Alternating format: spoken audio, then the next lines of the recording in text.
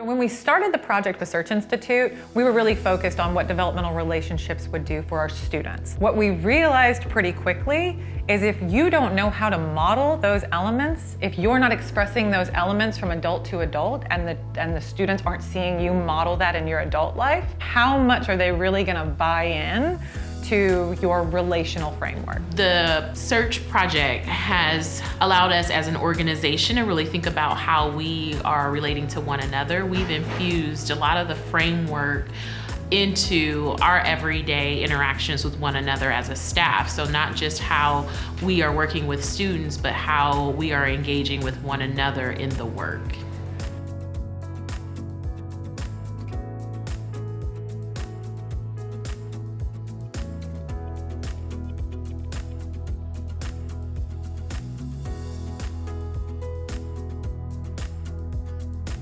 All of us can figure out how to have deeper, more fulfilling relationships with one another, but sometimes we don't prioritize it. It's been extraordinary to watch how staff have been able to interact with the 5 elements and deepen relationships with one another. We've always had a relationship with someone here where the communication was solid, but now with the tools that we have and the intentionality that we use, it has become more open.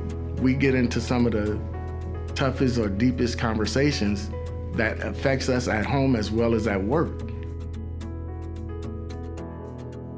That care support also has to dovetail with accountability, and that's setting up a culture that people feel comfortable enough challenging one another in a professional way, in a way that shows care and concern, and saying, hey, this is your performance or your behavior is misaligned with who we know you to be. I care for you. I want to support you to be successful. And so we're having those conversations. It's around coaching and how we are setting people up for success.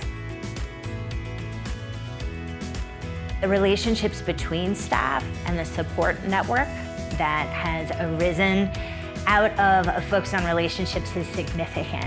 Working with middle schoolers isn't easy.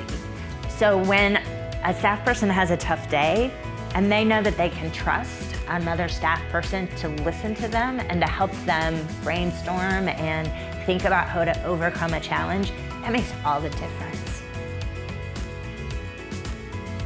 The key strengths of an organization who really dialed into developmental relationship is distributive power.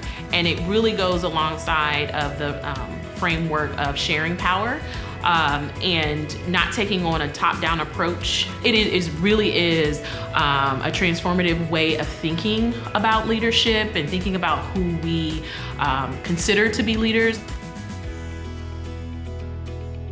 Oftentimes, when we are friends with one another and we really care and support one another, it can seem a little bit daunting to challenge each other to grow or to challenge to see new possibilities that might take someone to a different organization or to graduate school or to a different career field. But our staff have really challenged each other to expand possibilities for one another and to hold themselves to a higher degree of accountability for their own personal growth, and in that same vein, being able to model that for our students. When we think about developmental relationships, it rounds out the work to be more holistic, to connect with one another as humans, as individuals. What are ways that we can even talk about connecting with more of what you want to be in this world? And that just benefits our young people that we work with and deepens our mission every single day.